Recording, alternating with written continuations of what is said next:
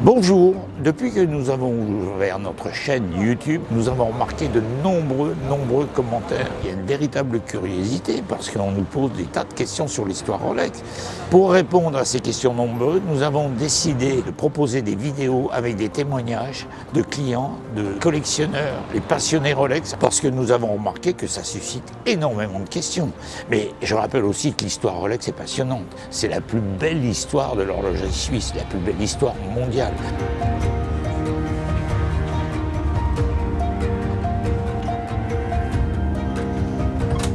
Dans cette vidéo, nous allons vous passer 3 témoignages que nous avons filmés il y a quelques jours. Alors ça va commencer par Ryan, un phénomène, 16 ans. Passionné par Rolex, et il s'est lancé dans la révision Rolex, en apprentissage. Ce jeune homme, c'est la relève d'une clientèle passionnée par Rolex.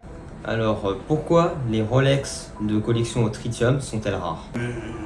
Beaucoup de pièces ont été changées. Le tritium a été interdit à partir de 1999. Donc tu as le SAE Rolex qui a changé beaucoup d'aiguilles au Super Luminova à la place de laisser les aiguilles d'origine au tritium, les cadrans aussi. Il y a beaucoup de... On estime qu'il nous reste plus que 30 à 40% de Rolex au tritium de qualité avec ces pièces d'origine de l'année de fabrication. Ma deuxième question, c'est existe-t-il des contrefaçons vintage? Bien sûr, il y a de tout temps eu des contrefaçons, ce qu'on appelle des aftermarket. On tombe sur des cosmographes des années 60 qui sont des faux. De tout temps, il y a eu de la contrefaçon. Et particulièrement actuellement, ou sur les montres modernes, sur les Rolex modernes, on estime qu'il y a à peu près 20 à 25% de contrefaçon sur le marché. C'est grave. La preuve, toutes nos expertises. On a triplé, quadruplé le nombre d'expertises. C'est-à-dire que les gens, pour sécuriser en achetant une montre sur Internet, avant de payer, ils font expertiser tout simplement. Alors pour ma dernière question, je voulais savoir, est-ce que les patines sur les Rolex de collection sont-elles rares? Oui, tout ce qui est tritium, tout ce qui est pièces anciennes, le Super Luminova ne prend jamais de patine. Par contre, le tritium, il a déclenché des patines. Les taux d'hydrométrie dans la montre, l'exposition au soleil, ça fait des patines. Il y a des patines très rares. Tu as également des patines de coffre. Il y a des patines qui font des pièces uniques. Par contre, les apprentis sorciers travaillent. C'est-à-dire qu'il faut expertiser aussi les fausses patines. Mais on a une chance extraordinaire, c'est que c'est des matières, dès qu'elles ont été surchauffées, ou une accélération de patine anormale, ça laisse des traces, et c'est ça qui nous sauve. Mais il y a des patines exceptionnelles qui font des pièces uniques aussi, attention. Une patine parfaite, c'est une patine sans zone de clair, de foncé, c'est-à-dire qu'elle doit être complètement uniforme, et ça fait partie d'une grande qualité de patine. Ces échanges vont se multiplier et très intéressant parce qu'on va apporter du savoir aux gens. Et c'est ça qui est intéressant, c'est d'apprendre. Nous, on a décanté l'histoire Rolex de A à Z. Je le répète toujours, je suis rentré sur Rolex en 90 et ce qui m'a passionné, c'est l'histoire Rolex. Olivine, bonjour. Vous venez avec la montre, la boîte, les papiers, on ouvre la montre, on facture 100 €. Il faut faire très attention, monsieur, les montres sans papier. 30% des montres sans papier sont volées. Donc, il faut faire un acte de vente. Avec les numéros de la montre. Oui, il ne faut pas payer en espèces. C'est très important. Le problème de Rolex, c'est qu'ils ne fournissent aucun listing de montres volées. C'est quoi comme montre? Oui, et on vous la propose à quel prix? Ah, c'est faux, monsieur, c'est une escroquerie. Ah, monsieur, vous perdez votre temps. Non, soyez prudent, ok?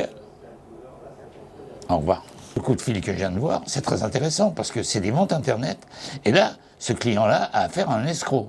C'est-à-dire qu'on lui propose une montre qui vaut 10-11 000 € à 3 800. Donc je dis, monsieur, perdez pas votre temps. Il faut savoir aussi que c'est une montre sans papier. Et certainement, il y a eu un appel du pied pour qu'elle soit payée en cash. Avec, à la clé, peut-être une agression. Ça, tous les jours. Tous les jours. Voilà. voyez, ce genre d'escroquerie, c'est toute la journée. Je dis pas 10 fois par jour, mais vous êtes témoin à l'instantané d'un coup de fil où il y a derrière une escroquerie. On est dans la jungle. Olivine, bonjour.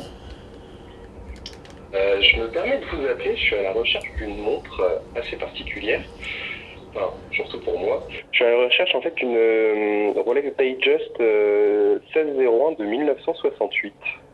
Oh là là, oh là là. Ouais. Alors ça, monsieur, j'ai pas, mais je vous dirais d'être très prudent, parce que 80% de ces pièces-là n'ont plus leur pièce d'origine. Ah d'accord, ok. Alors là, cramponnez-vous. Ouais. D'accord, bon bah je ferai gaffe alors. Ouais. Soyez très très prudent. Le prix, si on vous propose 3005, ça peut pas être bon.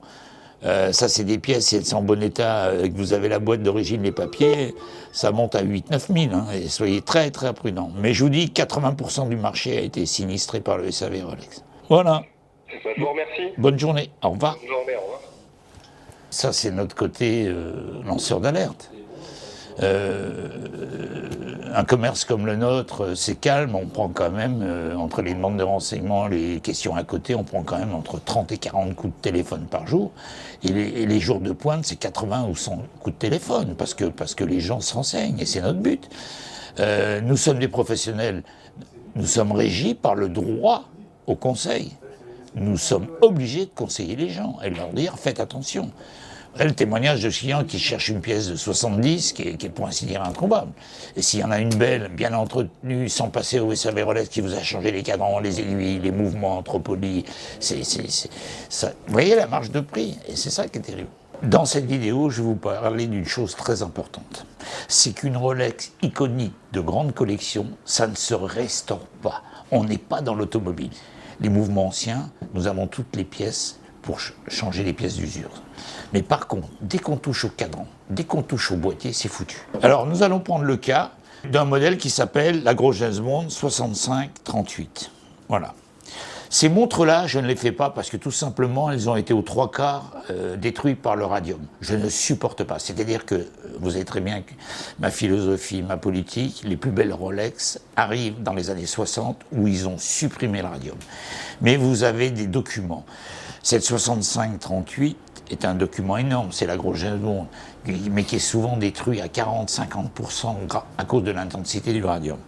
Alors, nous avons le cas d'une 6538 qui vaut, avec toutes ses pièces d'origine, de l'année de fabrication, environ, on va dire, 120, 150. OK? Je parle 150 000 euros. On a des documents comme quoi ces montres-là, passées en service de restauration Rolex Patrimoine, avec un coût de révision de 20 000 euros. On va partir sur un prix moyen de 150 plus 20 000 euros de restauration Rolex Patrimoine. Que fait Rolex Patrimoine? Il retravaille des pièces, des lacs de synthèse, c'est-à-dire des matières qui n'existent plus, des index de synthèse, souvent sur les boîtiers, et ça c'est énorme au niveau de la destruction, des rajouts d'acier. C'est-à-dire que vous voyez arriver une montre, elle est complètement changée. C'est des montres neuves. En plus, ils vous offrent un petit boîtier Rolex de restauration, passage certificat Rolex Patrimoine. 170 000 coût de revient de la montre. OK?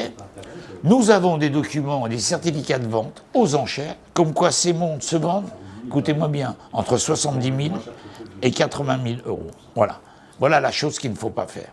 Donc, je dis bien, une Rolex iconique doit rester en document, avec ses pièces d'origine, même attaquées par le radium, mais ne doivent pas, on n'est pas dans l'automobile, ne peuvent pas être restaurées. Perdre 100 000 euros, voilà. Vous voyez arriver une montre, vous ne la reconnaissez plus. C'est-à-dire qu'ils transposent des montres des années 55 en montres récentes. J'ai eu en main 2 ou 3 spécimens, c'est incroyable. Et ça, c'est inadmissible.